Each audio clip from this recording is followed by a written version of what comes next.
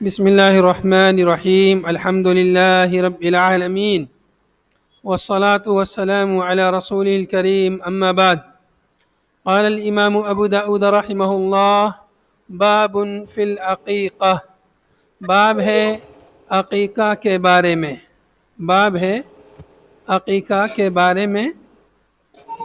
چند حدیثیں اس سے پہلے درس میں عقیقے سے متعلق ہو چکی ہیں۔ آج ہم حدیث پڑھیں گے، حدیث نمبر 2838۔ قال الامام ابو داود رحمہ اللہ: حدثنا ابن المثنى قال حدثنا ابن ابي عدي عن سعيد عن قتادة عن الحسن عن سمرة بن جندب ان رسول الله صلى الله عليه وسلم قال: كل غلام رهينة بعقيقته تذبح عنه يوم سابعه ويحلق ويسمى۔ حضرت سمرہ ابن جندب رضی اللہ عنہ سے روایت ہے کہ رسول اللہ صلی اللہ علیہ وسلم نے ارشاد فرمایا: کل غلام رہینۃ بعقیقتہ، ہر بچہ گروی ہے، رہینۃ یعنی مرہونہ، گروی رکھا ہوا ہے، بعقیقتہ اپنے عقیقے کے عوض میں، اپنے عقیقے کے بدلے میں۔ اس جملے کا مفہوم گزشتہ درس میں ہم نے بیان کر دیا ہے۔ تذبح عنہ یوم سابعہ، ذبح کیا جائے گا اس بچے کی جانب سے یوم سابعہ، اس کے 7ویں دن، یعنی ولادت سے 7ویں دن ذبح کیا جائے گا اس کی طرف سے کوئی جانور، یعنی عقیقے کے طور پر۔ یہی محل شاہد ہے، اسی میں جو ہے تو پہلے کہا کہ ہر بچہ اپنے عقیقے کے بدلے مرہون ہے، گروی رکھا ہوا ہے۔ عقیقہ کیا ہے؟ تذبح عنہ یوم سابعہ، اس کے 7ویں دن کوئی جانور اس کی جانب سے ذبح کیا جائے گا۔ وَيُحْلَقُ، اور اس بچے کا حلق کیا جائے گا، یعنی سر مونڈا جائے گا، سر کو ٹکلا کیا جائے گا۔ وَيُسَمَّى، اور اس کا نام رکھا جائے گا۔ تو گویا کہ 7ویں دن اس کی طرف سے جانور قربان کرنا اور سر کا حلق کرنا اور اس کا نام رکھنا، یہ 3 اہم کام ہیں جو عقیقے میں کیے جاتے ہیں۔ قال ابو داود، امام صاحب کہتے ہیں: وَيُسَمَّى أَصَحُّ، یہ یسمہ کا لفظ جو حدیث میں آیا ہے یہی زیادہ صحیح ہے۔ پچھلی روایت میں یدمہ کا لفظ گزرا ہے اور یسمہ کا بھی لفظ گزرا ہے، تو یہاں پر مؤلف کہہ رہے ہیں کہ یسمہ ہی زیادہ صحیح ہے، یدمہ صحیح نہیں ہے بلکہ یسمہ صحیح ہے۔ كذا قال سلام بن ابی مطیع، سلام بن ابی مطیع نے قتادہ سے روایت کرتے ہوئے ایسا ہی کہا ہے۔ ان قتادہ، قتادہ سے روایت کرتے ایسے ہی کہا ہے۔ اس روایت کو آپ دیکھ رہے ہیں، سند میں حضرت حسن بن ابو حسن سے روایت کرنے والے کون ہیں؟ قتادہ۔ اور قتادہ سے جتنے بھی لوگوں نے روایت کیا ہے، یہاں پر جو سند ہے ہمارے پاس میں، اس میں سعید بن ابی عروبہ کا ذکر ہے۔ سعید بن ابی عروبہ نے قتادہ سے روایت کیا تو یسمہ کا لفظ ہی استعمال کیا ہے۔ گزشتہ روایت میں حمام نے روایت کیا تھا، دیکھیں گے اوپر یہاں پر روایت کرنے والے قتادہ سے، یہ دیکھیے یہاں پر قتادہ سے روایت کرنے والے حمام ہیں، تو حمام سے غلطی یا وہم ہو گیا، یسمہ کے بجائے انہوں نے یدمہ کہہ دیا تھا، تو اس لیے مؤلف کہہ رہے ہیں کہ یسمہ یہ کہنا زیادہ صحیح ہے، یسمہ کہنا زیادہ صحیح اور اولا اور درست ہے۔ آگے دیکھیں گے وَإِيَاسُ بْنُ دَغْفَلْ وَأَشْعَشُ عَنْ الْحَسَنِ، اور ایسے ہی ایاس بن دغفل اور اشعث نے روایت کیا ہے حسن سے۔ اس روایت کو حسن کون ہیں؟ حسن بن ابی الحسن، تو حسن نے روایت کیا ہے سمرہ بن جندب سے، تو حسن سے روایت کرنے والے قتادہ ایسے ہی حسن سے روایت کرنے والے ایاس بن دغفل اور اشعث ہیں، انہوں نے بھی یسمہ ہی استعمال کیا ہے۔ مطلب حسن کے جو شاگرد ہیں ان میں سے ایک شاگرد قتادہ ہیں جو اوپر سند میں گزرے ہیں، یہاں پر دیکھ رہے ہیں آپ، اور دوسرے شاگرد ہیں ایاس بن دغفل، ایک اور تیسرے شاگرد ہیں اشعث۔ ان سب نے جب یہ روایت نقل کی تو یسمہ کا لفظ ہی استعمال کیا، یدمہ کا لفظ استعمال نہیں کیا۔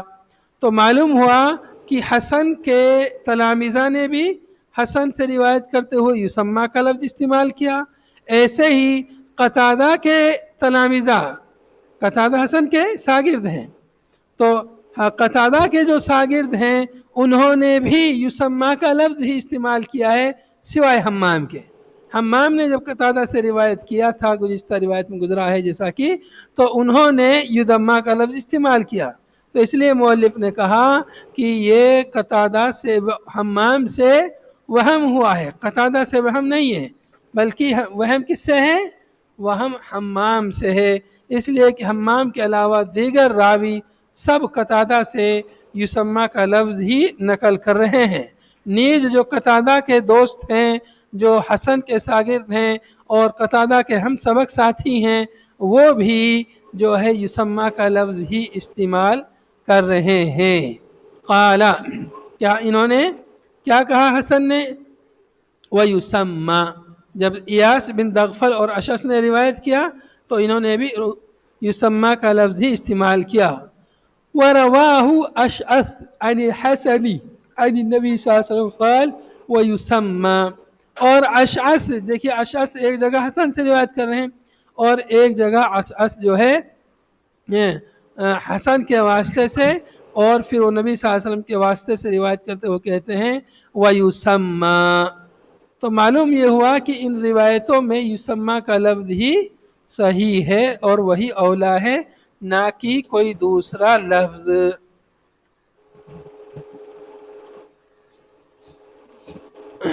اچھا، تو یہاں پر جو ہے یہ حدیث مکمل ہو گئی ہے، اور ان حدیثوں میں جو یدمہ والا لفظ تھا معلوم ہوا کہ وہ لفظ جو ہے حمام کی جانب سے ہے، ان سے وہم ہو گیا، انہوں نے یسمہ کو یا تو یدمہ سمجھ لیا، اس لیے کہ تدمیہ بھی پہلے موجود تھا، تو شاید وہ جو ہے کتاب سے پڑھ کے ہو سکتا انہوں نے یسمہ کو یدمہ پڑھ لیا، اس لیے کہ شکل قریب ہے یدمہ اور یسمہ کی۔ تو بہرحال اگلی روایت دیکھیں گے۔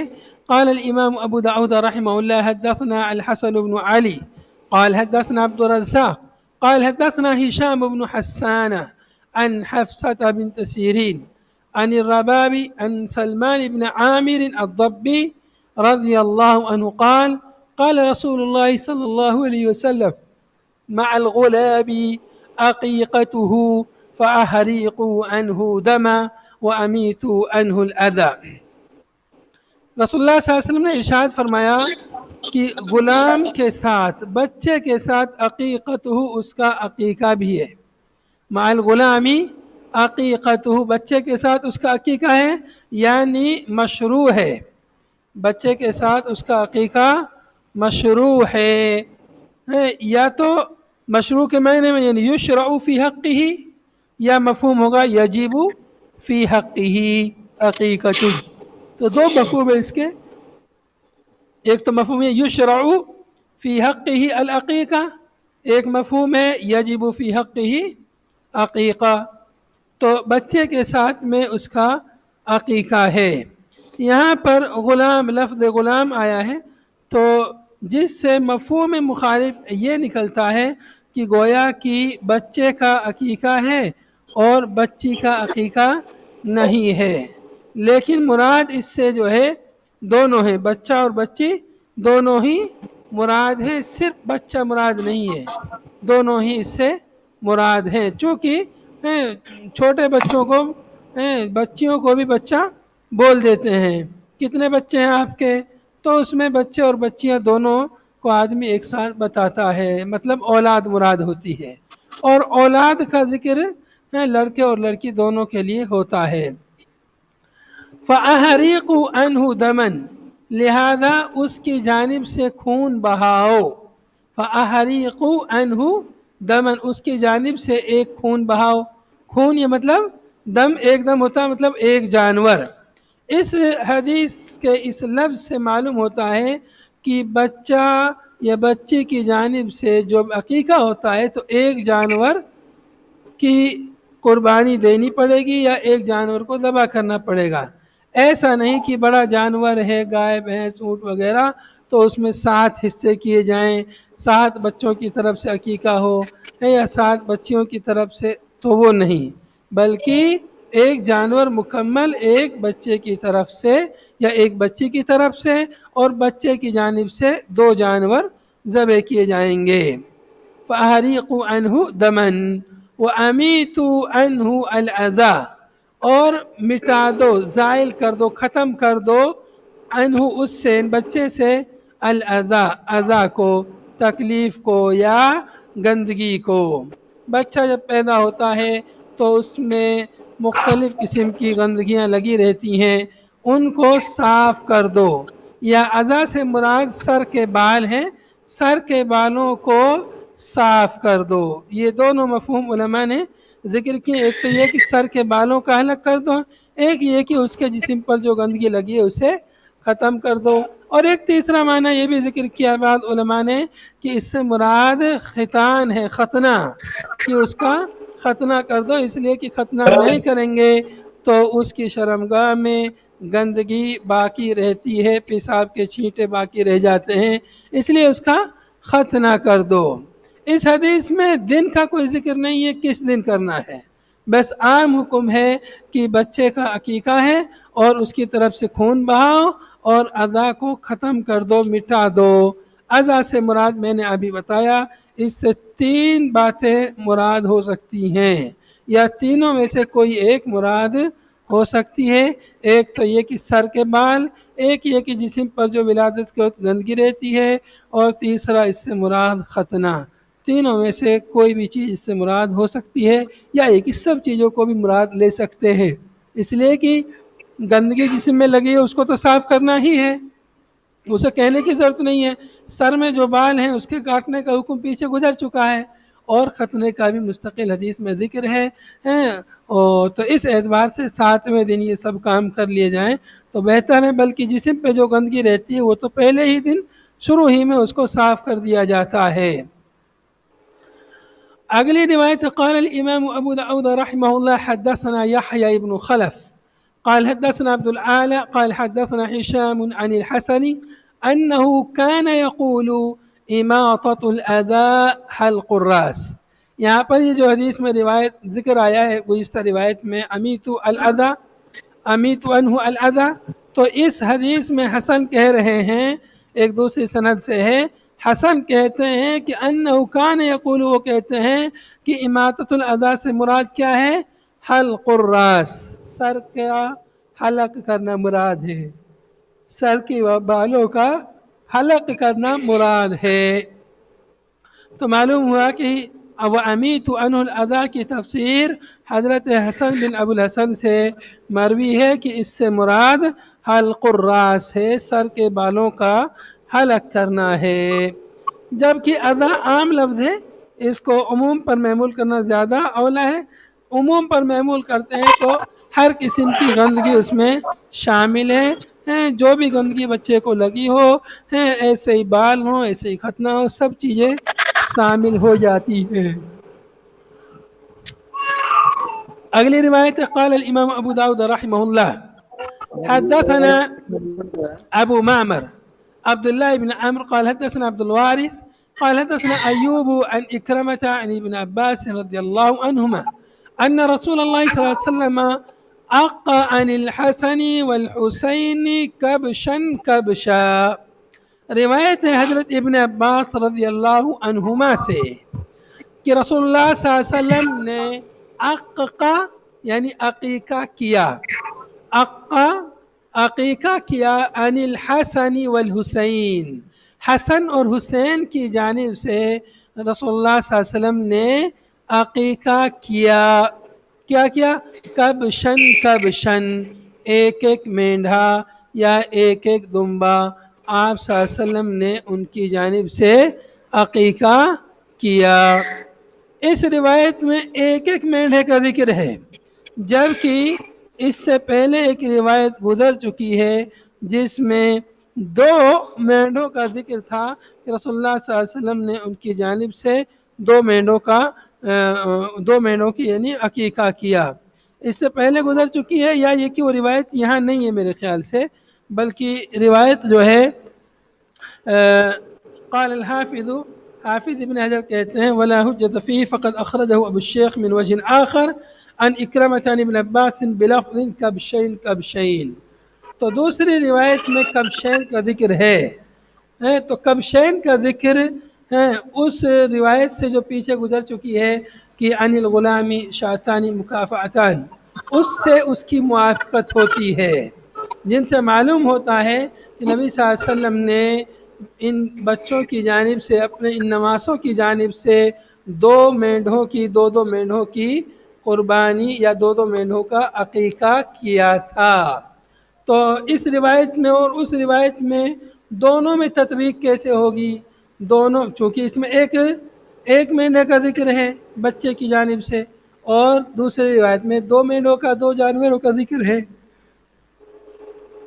تو دونوں میں تطبیق کی صورت یہ ہوگی کہ یہ روایت شاذ ہے، یہ روایت شاذ ہے. ویسے روایت صحیح ہے لیکن شاذ ہے.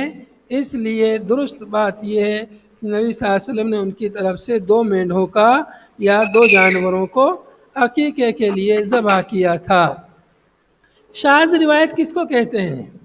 شاذ روایت آپ اصول حدیث میں پڑھیں گے، شاذ وہ روایت ہوتی ہے جس کو ثقہ راوی ثقات کے مقابلے میں روایت کرے، ثقہ راوی ثقات کے مخالف روایت کرے.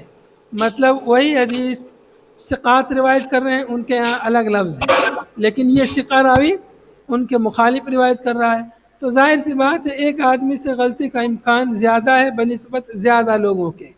تو اس لیے یہ مانا جائے گا کہ جو زیادہ لوگ جو روایت نقل کر رہے ہیں وہ ثقہ ہیں وہ بھی، تو ان کی بات مانی جائے گی. تو شاذ کے جیسے ایک دوسرا لفظ ہے، دوسری اصطلاح منکر. منکر میں ضعیف راوی ثقہ راوی کے مقابل اور مخالف روایت کرتا ہے، تو وہ روایت منکر کہلاتی ہے. اس لیے کہ ضعیف راوی ہے، صحیح راوی کے مقابلے میں ثقہ راوی کے مقابلے میں روایت کر رہا ہے، تو وہ حدیث منکر کہلائے گی. اور جب ثقہ راوی ثقات کے مخالف میں روایت کرے تو وہ روایت کیا کہلائے گی؟ شاذ کہلائے گی. اصول حدیث اور مصطلح میں تفصیل سے یہ مسائل آپ پڑھیں گے یا پڑھ چکے ہوں گے. اگلی روایت دیکھیں گے. قال الامام ابو داود رحمہ اللہ حدثنا القانبی قال حدثنا داود بن قیس عن عمرو بن شعیب ان النبی صلی اللہ علیہ وسلم، دیکھیے عن عمرو بن شعیب عن ابیہ عن جدہ کا لفظ یہاں نہیں ہے، ٹھیک ہے. عن عمرو بن شعیب ان النبی صلی اللہ علیہ وسلم، بس اتنا ہے. اس کے بعد مؤلف کر رہے ہیں ہاں، مطلب اب دوسری سند سے روایت نقل کر رہے ہیں. وحدثنا محمد بن سلیمان الانباری قال حدثنا عبد الملک یعنی ابن عمرو عن داؤد عن عمرو بن شعیب عن ابیہ اراہ عن جدہ. دیکھیے اب یہ دوسری سند ہے. اس دوسری سند میں داؤد بن قیس ہیں، پہلی سند میں داؤد بن قیس عمرو بن شعیب سے روایت کر رہے ہیں بس.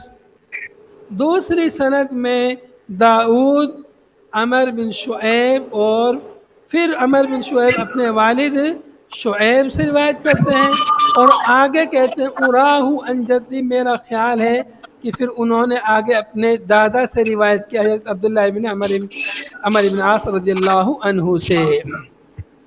تو یہ 2 سند یہاں پر اکٹھی ہوئی ہیں. دونوں سندوں میں کیا فرق ہے؟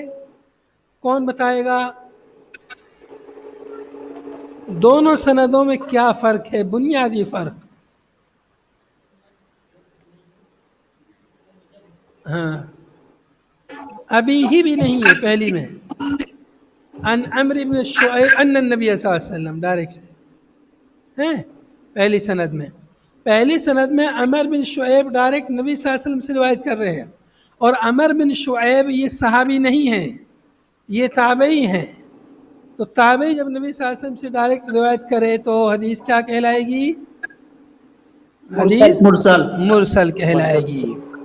تو عمرو بن شعیب نے اپنے والد محمد دوسری سند میں اپنے والد سے روایت کیا، یعنی شعیب بن محمد سے، اور انہوں نے پھر روایت کیا ہے اب اراہ عن جد، اراہ کا مطلب اظنہ، میرا خیال ہے کہ انہوں نے اپنے دادا سے روایت کیا ہے، اور دادا کون ہیں؟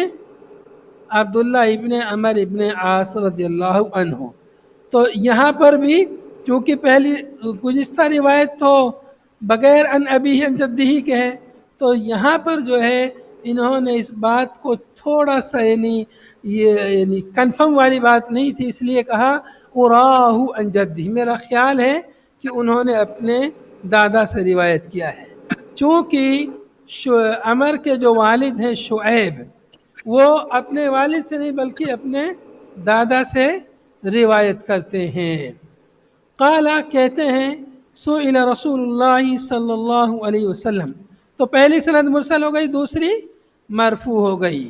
رسول اللہ صلی اللہ علیہ وسلم سے سوال کیا گیا عن العقیقتی، عقیقے کے بارے میں، فقال آپ نے فرمایا لا يحب اللہ العقوق، اللہ تعالیٰ عقوق کو پسند نہیں فرماتا ہے، اللہ تعالیٰ عقوق کو پسند نہیں کرتا ہے۔ یہ کون ہے؟ احمد اللہ، بہت آواز آ رہی ہے، مائک بند کیجیے اپنا۔ احمد اللہ،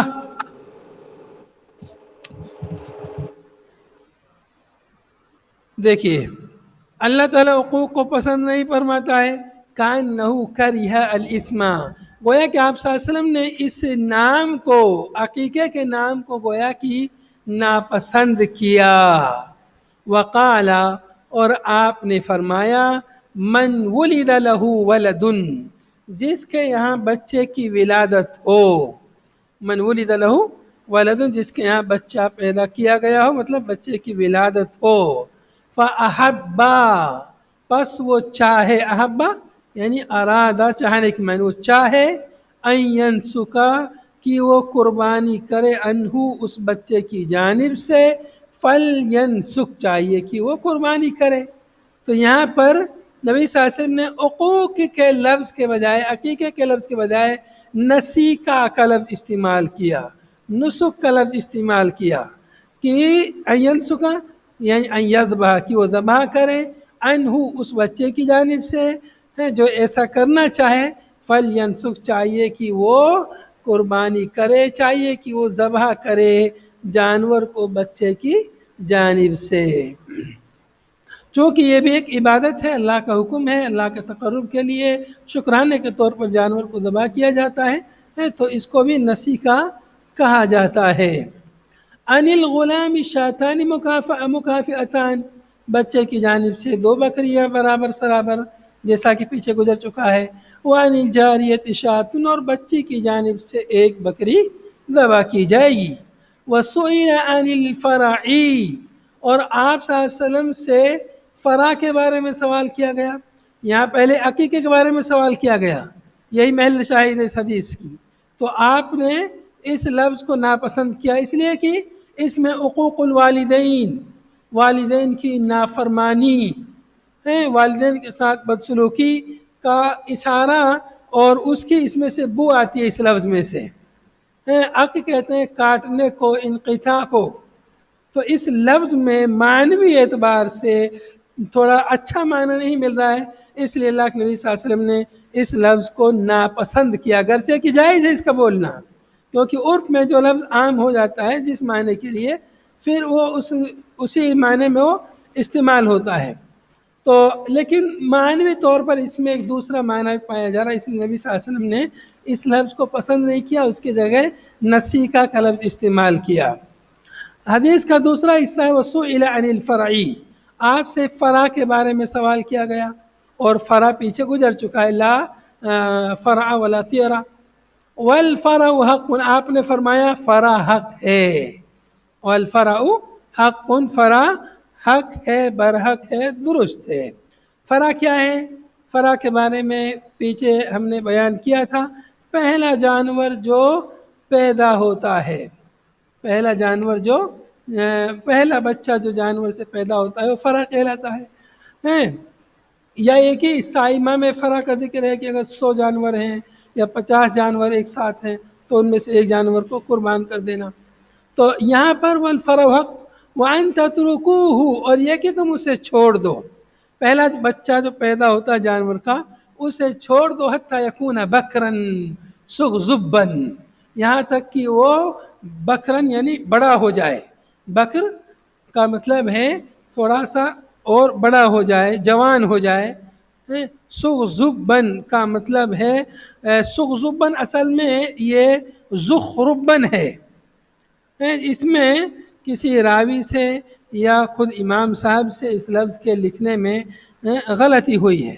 یہاں پر شارح نے کہا ہے والصواب زخربن، زخربن زا کے ساتھ میں ہے، تو جس کا معنی ہے غلیظ، یعنی غلیظ مطلب طاقتور، اس کا چمڑا تھوڑا موٹا ہو جائے۔ بچہ جب پیدا ہوتا ہے بالکل نرم نازک ہوتا ہے، تھوڑے دن کے بعد دھیرے دھیرے وہ مضبوط ہوتا جاتا ہے۔ تو یقال صار ولد الناقة زخربا اذا غلظ جسمه واشتد لحمه، جب اس کا جسم تھوڑا مضبوط ہو جاتا ہے، اس کا گوشت بھی مضبوط ہو جاتا ہے، تو اسے کہا جاتا ہے زخربن۔ اور بکر کا جو لفظ ہے یہ با کے فتحہ کے ساتھ ہے۔ اونٹ میں سے یہ ایسے بمنزلۃ الغلام من الناس، جیسے انسانوں کا بچہ ہوتا ہے، غلام کا اطلاق ہوتا ہے جس پر، ایسے ہی بکر کا لفظ اونٹ کے بچے کے لیے استعمال ہوتا ہے، چاہے وہ بچہ ہو یا بچی ہو، یعنی مذکر ہو یا مؤنث ہو۔ ابن مخاض حتی یکون بکرن صغزبن، ابن مخاض، ابن مخاض 1 سال کا، ابن مخاض کہتے ہیں 1 سال کا جوان ہو جائے، او ابن لبون یا 2 سال کا ہو جائے، فتؤتیہ ارملۃ، پس تم اسے کسی ارملہ بیوہ خاتون کے لیے دے دو۔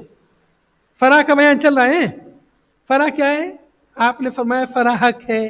فرع کا مطلب کیا ہے؟ فرع کا مطلب بیان ہو رہا ہے کہ جانور کا جو پہلا بچہ پیدا ہوتا ہے اس کو فرع کہا جاتا ہے۔ تو آپ صلی اللہ علیہ وسلم نے اس کے بارے میں یہ بیان کر دیا کہ اس کو پیدا ہوتے ہی ذبح نہ کرو، بلکہ اس کو تھوڑا بڑا ہونے دو اور اس کے بعد میں پھر اسے ذبح کرو، یہ کہلائے گا فرع۔ اللہ کے نبی صلی اللہ علیہ وسلم نے اسی کی مزید وضاحت فرمائی کہ اس کو چھوڑ دو یہاں تک کہ وہ 1 سال کا جوان ہو جائے یا 2 سال کا ہو جائے، اس کے بعد تم اسے کسی ارملہ بیوہ خاتون کے لیے دے دو، اس لیے کہ بیوہ مطلب صدقہ کرنا ہے نا تمہیں، اس کا ہے پہلا جانور ہے جو اسے صدقہ کر رہے ہو، تو کسی ارملہ خاتون کے لیے دے دو، بیوہ کے لیے، کیونکہ بیوہ خاتون کی مدد کرنا یہ بہت ہی فضیلت کا باعث ہے۔ یہاں تک کہ حدیث میں آتا ہے انسان یتیم اور بیوہ کی خدمت کر کے وہ مقام پا لیتا ہے جو راتوں کو تہجد پڑھنے والا، دن کو روزہ رکھنے والا نہیں پا سکتا۔